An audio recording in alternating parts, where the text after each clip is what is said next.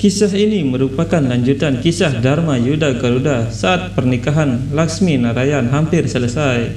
Mahadewa berkata dalam ritual ini, saat mengambil 7 langkah sumpah ini, masuk ke dalam hubungan pernikahan. Jika cita-cita ini diterapkan oleh pasangan dan bertekad untuk menempuh jalan ini, maka keberhasilan pernikahan tidak diragukan lagi. Dewa Brahma berkata, setelah ritual 7 langkah, seorang wanita sepenuhnya menjadi istrimu. Sekarang, dahi Dewi Laksmi akan diberikan sindur. Sri Vishnu kemudian mengoleskan sindur di dahi Dewi Laksmi. Vinata berkata, tahukah kamu mengapa sindur diletakkan di dahi?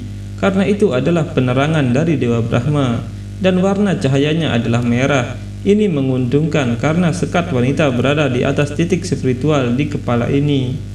Bintik di kepala wanita ini sangat halus, itu sebabnya mengisinya dengan sindur menjaga energinya tetap utuh. Dewa Brahma berkata, dengan ritual terakhir menaruh sindur, pernikahan telah berakhir. Semua dewa kemudian menabur bunga kepada Dewi Laksmi dan Sri Vishnu. Mereka memuji Dewi Laksmi dan Dewa Vishnu. Melihat cahaya suci dari tubuh Laksmi Narayan, mereka semua bersujud.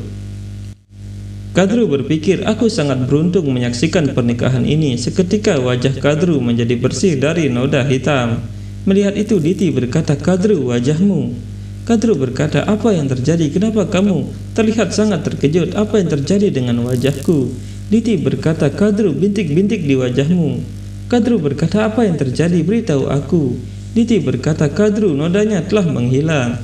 Kadru terkejut dan berpikir, terima kasih Prabu Sri Vishnu, terima kasih Dewi Laksmi. Kadru kemudian bersujud kepada Dewi Laksmi dan Prabu Narayan. Resi Narada berkata, sepertinya kamu belum paham Diti, inilah keagungan Dewa Vishnu dan Dewi Laksmi. Hari ini adalah pernikahan mereka dan semua tamu yang berpartisipasi dengan sepenuh hati akan berhasil. Mahadewa berkata, kamu benar Resi, tidak hanya hari ini, tapi selamanya. Semua orang yang setia pada Laksmi Narayan akan menemukan kebahagiaan, kemakmuran, dan kedamaian dalam hidup mereka. Semua keinginan mereka akan terwujud. Semua keinginan mereka akan menjadi kenyataan. Kadru berpikir, aku hanya punya satu keinginan. Aku ingin anak-anakku mendapatkan amrita, dan mereka harus menjadi yang paling kuat. Sri Vishnu berkata, ilusi adalah hal yang luar biasa. Ini menjebak orang begitu cepat. Beberapa waktu lalu Kadru hanya memiliki pengabdian di pikirannya, tapi keinginannya telah menjebaknya lagi. Dewi Laksmi berkata, ya Prabu, sampai dia dibebaskan dari segala dosanya, bagaimana Vinata dan Garuda akan dibebaskan dari perbudakan? Sri Vishnu berpikir, secepatnya, itu adalah tanggung jawabku sekarang. Setelah pernikahan selesai, Garuda melihat ibunya dan dia menangis. Vinata berkata, mengapa kamu menangis Garuda? Apa karena aku kembali dengan pakaian biasa ini? Ini harus terjadi Garuda. Garuda berkata, tapi kenapa ibu? Dengan restu Dewa Vishnu dan Dewi Laksmi, bintik-bintik Kadru telah hilang. Lalu kenapa kita tidak bisa dibebaskan dari perbudakan ini? Vinata berkata, tidak Garuda, tidak ada gunanya menghitung berkat kita terhadap orang lain. Aku telah membuat kesalahan ini sekali dalam hidupku. Bukannya senang dengan rezekiku, aku malah fokus pada kebahagiaan Kadru. Dan iri hati telah mencemari pikiranku. Garuda, aku tidak ingin kamu mengulanginya. Garuda berkata, kamu benar ibu. Aruna berkata, jangan khawatir Garuda. Aku yakin bahwa berkat Prabu Dattatreya telah mencapai ibu. Sama halnya Dewa Vishnu dan Dewi Laksmi akan memberkatimu juga ibu. Vinata berkata, aku sudah mendapatkan restu mereka, Aruna. Mereka telah menganugerahkanku anak-anak yang begitu baik. Karena perbuatan baik dan pelayanan anak-anakku, ini memungkinkanku untuk menjadi bagian dari acara yang menguntungkan ini. Aku telah menerima begitu banyak cinta dan penerimaan di sini. Tidak hanya dalam hidup ini, tapi dalam setiap hidup ini sudah cukup membuatku bahagia. Aku tidak butuh apa-apa lagi. Dewi Laksmi berpikir, ketika Dewa Vishnu telah mengambil tanggung jawab atas kedamaianmu, maka tidak ada kekhawatiran atau rasa sakit yang dapat mempengaruhimu. Dewa Samudra berkata, Prabu, di momen perpisahan ini terimalah hadiah kecil dari kami. Sri Vishnu berkata, ini tidak perlu ayah. Dewa Samudra berkata, permata ini menunjukkan kehormatan yang telah kalian berikan kepadaku. Hari ini bersama putriku, aku menyerahkan ini padamu. Sri Wisnu berkata, putrimu tinggal di hatiku. Sri Wisnu mengambil permata itu dan meletakkannya di dekat hatinya. Sri Wisnu berkata, aku akan memakai permata ini dekat dengan hatiku selanjutnya, sehingga Dewi Laksmi akan selalu merasa dekat dengan orang tuanya. Istri Dewa Samudra berkata, apa yang bisa kami berikan untuk kemegahan alam semesta? Tetap saja terimalah ini sebagai tanda cintaku. Dewi Laksmi kemudian menerima pakaian itu dan Dewa Samudra berkata, ini sangat aneh. Dewi yang ingin disambut oleh seluruh alam semesta, aku memberikannya hari ini. Tapi saat aku melihat orang yang telah kuserahkan adalah putriku, aku merasa tidak ada yang lebih beruntung. Dewi Laksmi berkata, tidak ada yang suka mengirim putri mereka pergi, tapi aku juga Dewi Laksmi, dan sebelum pergi aku ingin memberikan sesuatu pada rumah ini.